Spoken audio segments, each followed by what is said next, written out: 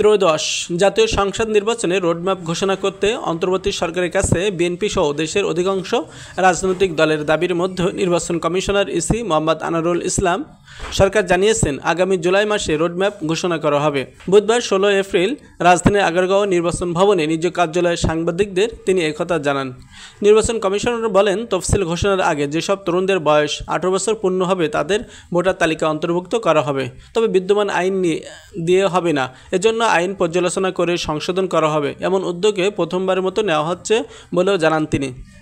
দেশের বিদ্যমান আইনশৃঙ্খলা পরিস্থিতি দিয়ে নির্বাচন সম্ভব কিনা এমন প্রশ্নের জবাবে ইসি আনোয়ারুল বলেন, আমি বেশ কিছু জেলায় ভিজিট করেছি। আইনশৃঙ্খলা বাহিনীর সদস্যরা বলছে তারা আরও ইমপ্রুভ করবে।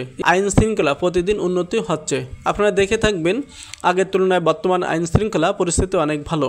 সুষ্ঠু নির্বাচনের জন্য সব পদক্ষেপ নেওয়া হবে জানিয়ে তিনি বলেন, সুষ্ঠু নির্বাচনের জন্য একটি স্বয়ংসম্পূর্ণ ও পরিশুদ্ধ ভোটার তালিকা অপরিহার্য। নির্বাচন কমিশন ভোটার তালিকা হালনাগাদের কাজ ঘরে ঘরে গিয়ে সুন্দরভাবে সম্পন্ন করেছে, আমরা সন্তুষ্ট। আনোয়ারুল আরও বলেন, আমাদের টার্গেট ছিল ৬১,৮৮,০০০ নতুন ভোটার নিবন্ধিত হবে। দেখা যাচ্ছে ৪৩ লাখের উপরে বাদ পড়া ভোটার নিবন্ধিত হয়েছে। নতুন হয়েছে ১৯,৬৬,০০০। মোট ৬৩ লাখ ভোটার নিবন্ধিত হয়েছে। আমরা আশা করি জুনের মধ্যে চূড়ান্ত ভোটার তালিকা পাব।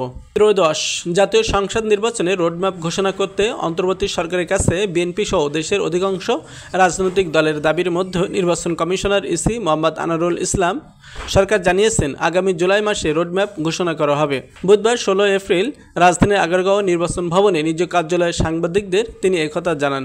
নির্বাচন কমিশনার বলেন, তফসিল ঘোষণার আগে যেসব তরুণদের বয়স ১৮ বছর পূর্ণ হবে তাদের ভোটার তালিকা অন্তর্ভুক্ত করা হবে, তবে বিদ্যমান আইন দিয়ে হবে না। এজন্য আইন পর্যালোচনা করে সংশোধন করা হবে, এমন উদ্যোগে প্রথমবারের মতো নেওয়া হচ্ছে বলেও জানান তিনি। দেশের বিদ্যমান আইনশৃঙ্খলা পরিস্থিতি দিয়ে নির্বাচন সম্ভব কিনা এমন প্রশ্নের জবাবে ইসি আনোয়ারুল বলেন, আমি বেশ কিছু জেলায় ভিজিট করেছি। আইনশৃঙ্খলা বাহিনীর সদস্যরা বলছে তারা আরও ইমপ্রুভ করবে। আইনশৃঙ্খলা প্রতিদিন উন্নতি হচ্ছে। আপনারা দেখে থাকবেন আগের তুলনায় বর্তমান আইনশৃঙ্খলা পরিস্থিতি অনেক ভালো।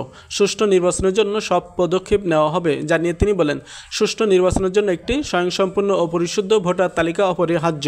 নির্বাচন কমিশন ভোটার তালিকা হালনাগাদের কাজ ঘরে ঘরে গিয়ে সুন্দরভাবে সম্পন্ন করেছে, আমরা সন্তুষ্ট। আনোয়ারুল আরও বলেন, আমাদের টার্গেট ছিল ৬১,৮৮,০০০ নতুন ভোটার নিবন্ধিত হবে। দেখা যাচ্ছে ৪৩ লাখের উপরে বাদ পড়া ভোটার নিবন্ধিত হয়েছে। নতুন হয়েছে ১৯,৬৬,০০০।